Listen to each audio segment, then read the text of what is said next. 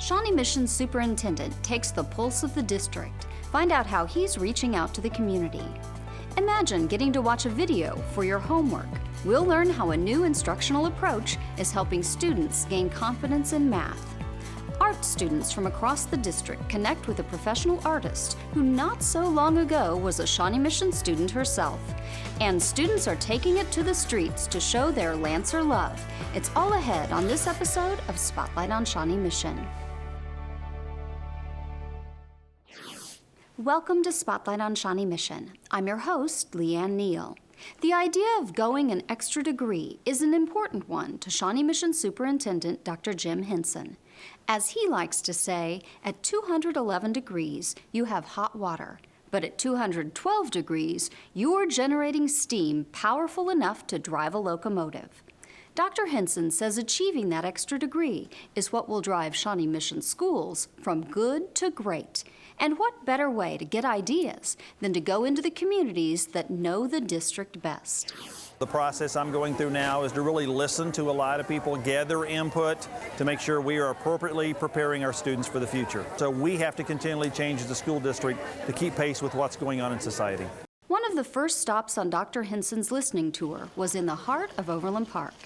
Students, parents, staff, and community members lined up under the clock tower to chat with the new superintendent. Education is so important in Shawnee Mission, and having a new superintendent is really critical to how we proceed into the future.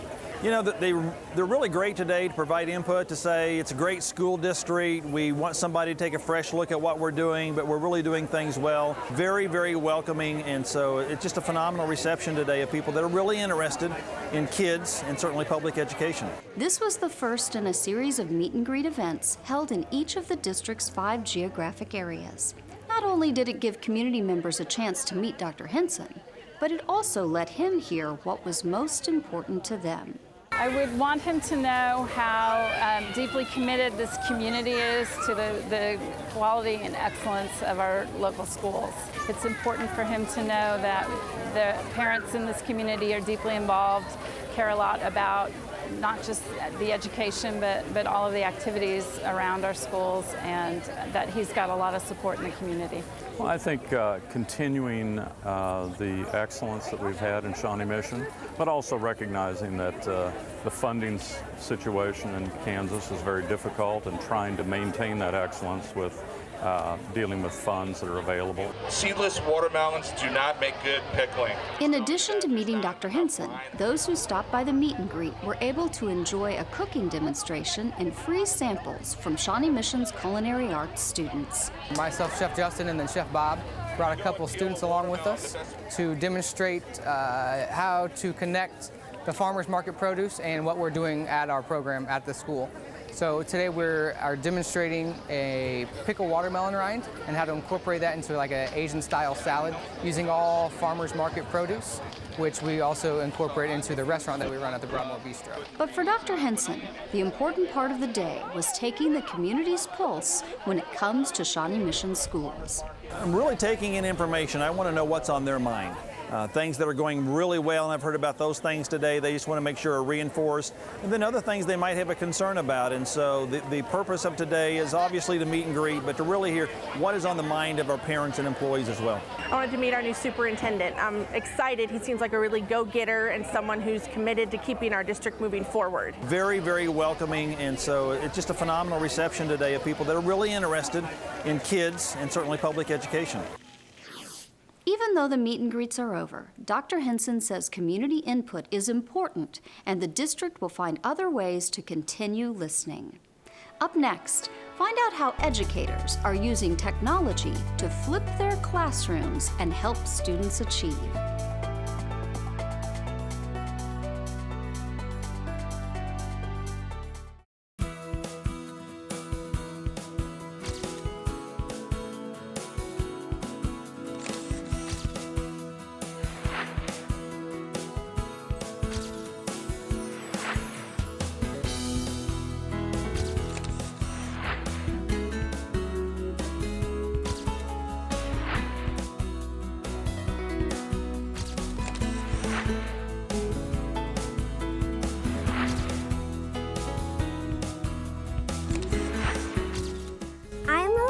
and the book I'm reviewing is True, Sort of, by Kathleen Hannigan. I like the way Deli, the main character, makes up her own words like hideoasis and ser present. This book shows you how a friendship forms and how fear is overcome by friendship. I love that Deli, Ferris Boyd, and RB had their own secret place just for them. This book has a lot of emotion, but it is a really good story. I give this book 5 out of 5 stars because it shows how Deli helps Ferris Boyd even though she is scared. You should read it.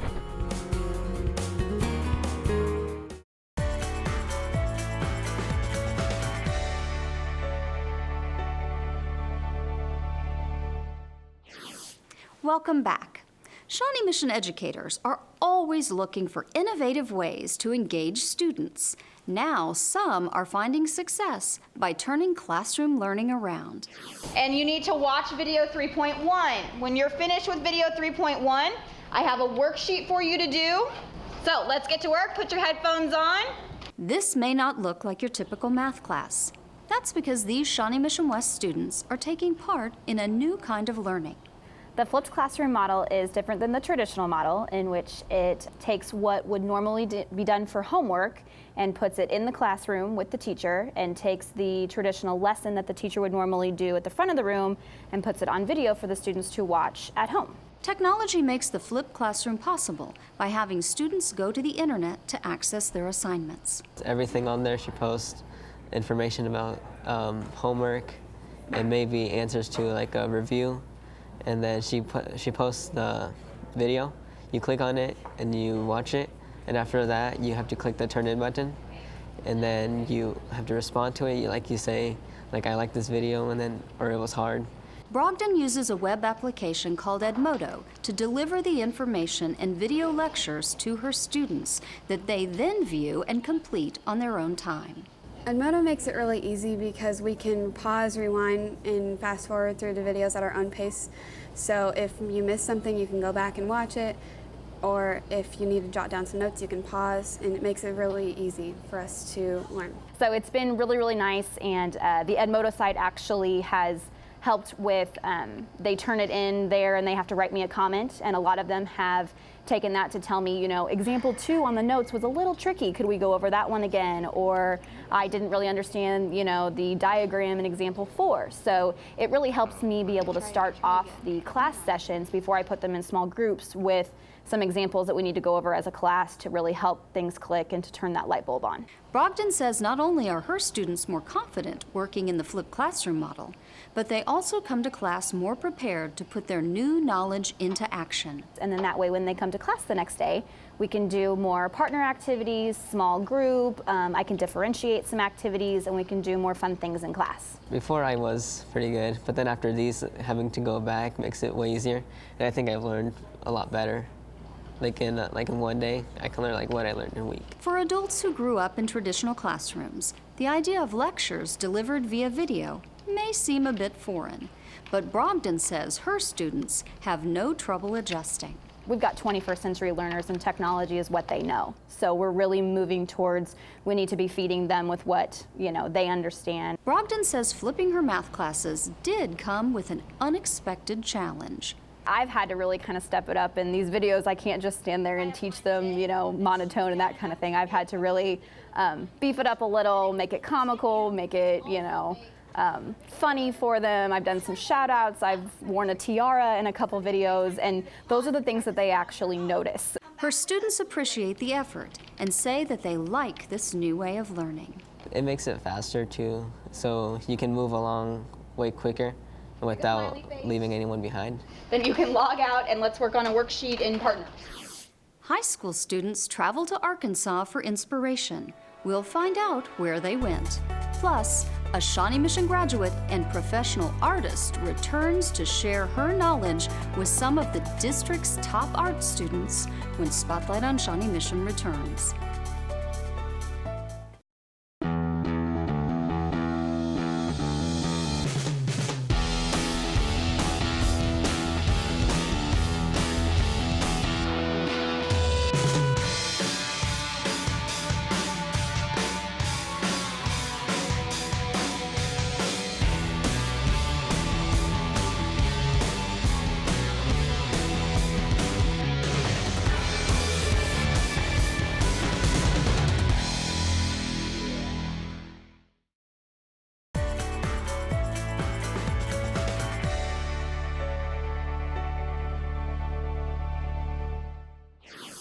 Welcome back. Each year, the Shawnee Mission Education Foundation Breakfast features beautiful works of art created by students. This year, artists from Shawnee Mission South provided the pieces under the direction of visual art instructor Jennifer Hudson. So this year we chose to do watercolor washes.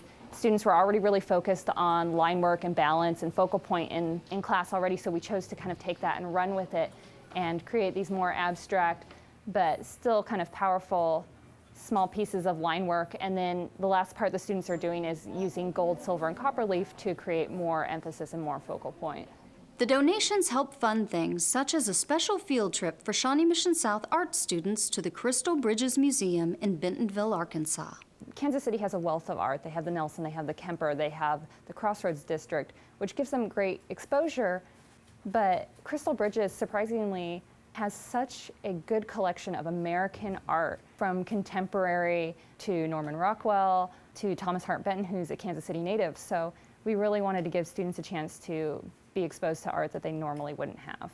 In addition to the art students, some honors English students were invited to join the trip. With the new curriculum that we have been adopting over the course of the last year or so, the emphasis on visuals and different aspects of observation and analysis beyond just reading literature. I wanted to bring other elements of, we call it language arts, so I wanted to bring some other things into it as well. I mean, there's a lot to be said for being in the classroom and being with a knowledgeable instructor, but getting to see these things you've been taught about in person, firsthand, has so much more richness to it than just being told about it or just being shown a slide about it.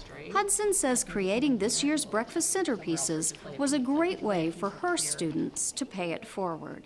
Through our centerpieces this year, we can help fund some other awesome trips for other teachers. Recently, some of the district's top artists were treated to a different type of inspiration. They got to meet professional artist Elizabeth Allen Cannon, a 2007 Shawnee Mission graduate.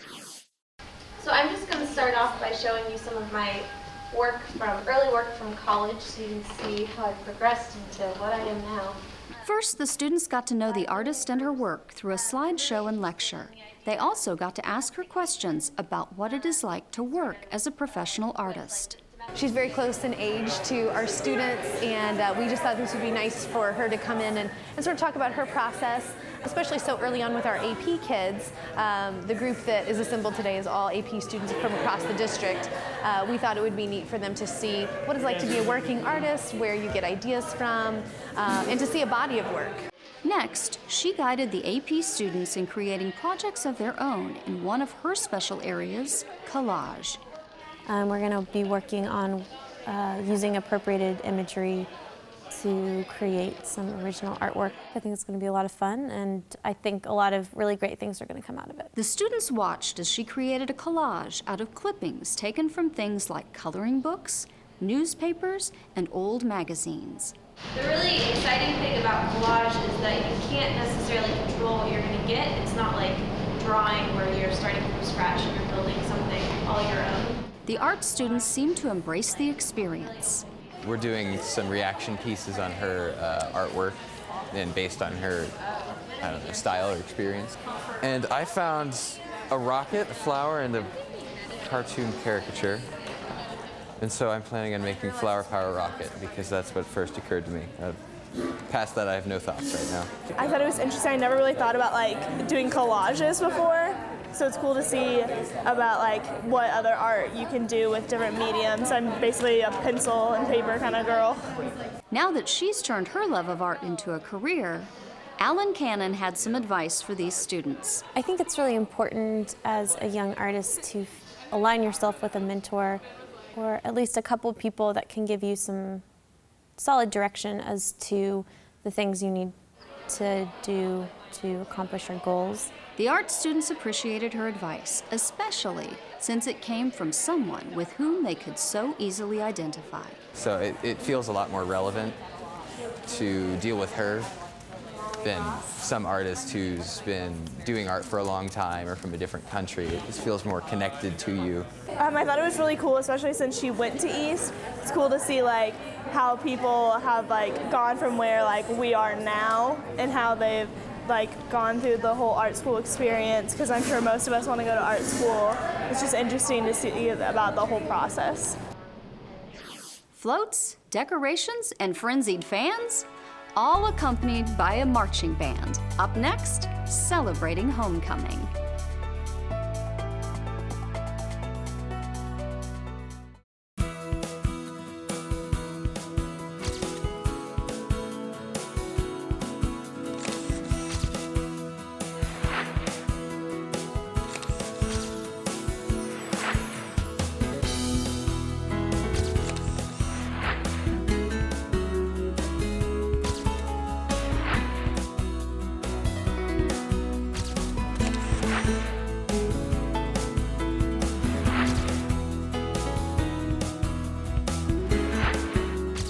Hi, I'm Haley, and I will be introducing you to Bluefish by Pat Schmetz.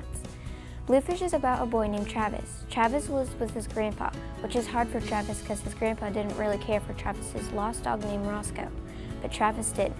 Travis has moved to another home, so he had to go to a new school. As Travis goes to his new school, he meets a girl named Velveeta.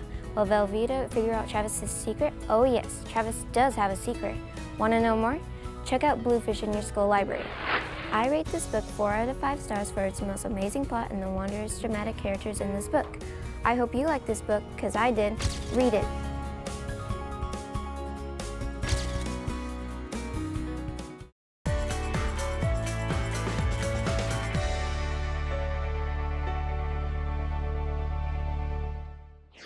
Welcome back. The homecoming parade is one of those traditions that has been around almost as long as high school itself.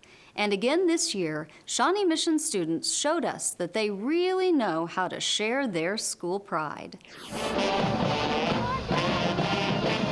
Well, it is Lancer Day, and every day is a great day to be a Lancer, but that's especially true on Lancer Day. It's a great day for everyone, for the community, for our students.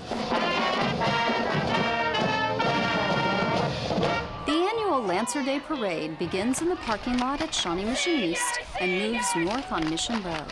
Seniors, seniors! Along the way, the streets are lined with current Lancers, past Lancers, Class of 63! and future Lancers, and even some who become adopted Lancers for a day. Lancer Day is when we all just come out, we all rally together, support our school. Each grade and club builds a float. They spend a lot of time and put a lot of effort into their floats, and it's just great for the morale of the school and the community as a whole. The event ended a few blocks later with a giant pep rally in the parking lot of the Prairie Village Shops, where Mayor Ron Schaefer proclaimed it Lancer Village. What a crowd! It's a great day for a parade, isn't it?